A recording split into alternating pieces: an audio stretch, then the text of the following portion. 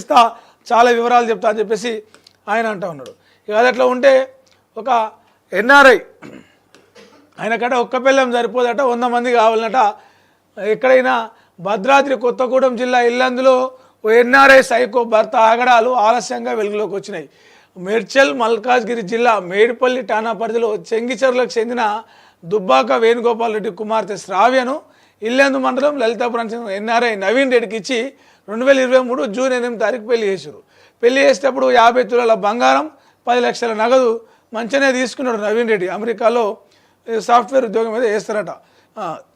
శ్రావ్యను కూడా డల్లాస్లో ఉంటారట. అమెరికాలో పెళ్లి చేసుకున్నాక భార్యను కూడా తీసుకొని పోయిండు, మంచిగానే ఉంది.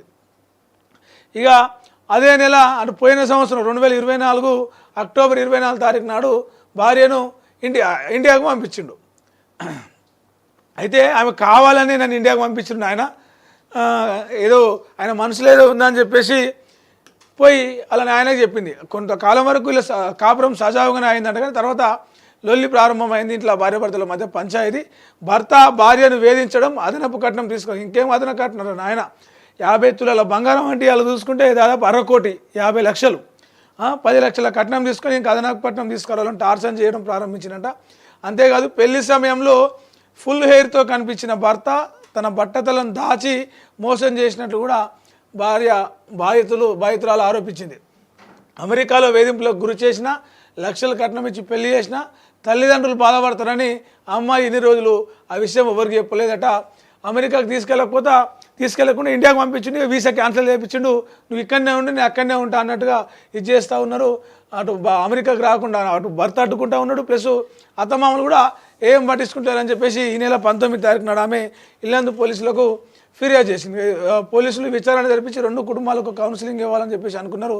అయితే ఎన్ఆర్ఐ తల్లిదండ్రులు ఇద్దరు 2 వైపుల వాళ్ళు హాజరయ్యారు. కానీ ఆ నవీన్ రెడ్డి రాలేదు. నవీన్ రెడ్డి వస్తే చాలా విషయాలు బయటపడే ఇది ఉంది. అయితే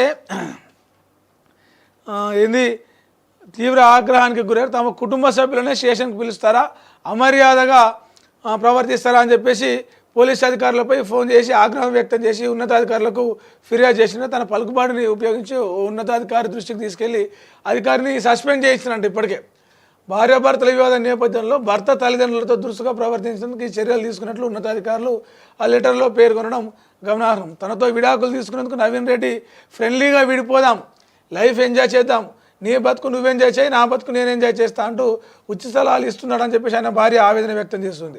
ఒక్కరు సరిపోరని 100 మంది పిల్లలు కావాలంటూ నవీన్ రెడ్డి చాలాసార్లు తనతో చెప్పినట్టు బాధితురాలు అంటా ఉంది. దాంతోపాటే అంటే హెల్త్ రీజన్స్ చూపించి ఆమెను వదిలించుకోవడానికి ఇది చేస్తూ ఉన్నారట. ఆయనకున్న పరిచయాలు అడ్డంగా పెట్టుకొని, ఉన్నతాధికారులతో పరిచయాలు అడ్డంగా పెట్టుకొని ఎవరైతే అమ్మాయి ఫిర్యాదు చేసిండో ఇల్లందు పోలీస్ స్టేషన్ పరిధిలో ఉన్న అధికారులను కూడా సస్పెండ్ చేయించేంత ఇన్ఫ్లుయెన్స్ ఇచ్చేసి అలా భార్యను వదిలించుకోవడానికి 10 లక్షల కట్నం తీసుకుండు, 50 తులాల బంగారం తీసుకుండు, అమెరికాకి తీసుకుపోయిండు. కొన్ని రోజులు ఉన్నారు, కాపురం చేసి మళ్ళీ పంపించేసి ఆమె వీసా క్యాన్సిల్ చేసి ఆమె తిరిగి మళ్ళీ అమెరికాకు పోకుండా మొత్తం ఎక్కడికక్కడ అడ్డుకుంటూ ఇది చేస్తూ ఉన్నాడు. ఈ నేపథ్యంలో ఆమె పోలీసులకు ఫిర్యాదు చేస్తే ఆ పోలీస్ అధికారులను కూడా సస్పెండ్ చేయించినంత గనుడు. మరి దీని మీద ఎవరు చర్యలు తీసుకోవాలి? ఉన్న పోలీసులకు ఫిర్యాదు చేసి ఆ పోలీసులనే సస్పెండ్ చేయించింది పై ఆఫీసర్లు చెప్పి. మరి పై ఆఫీసర్లను ఎవరు చర్యలు తీసుకోవాలి? వీని మీద ఎవరు చర్యలు తీసుకోవాలి?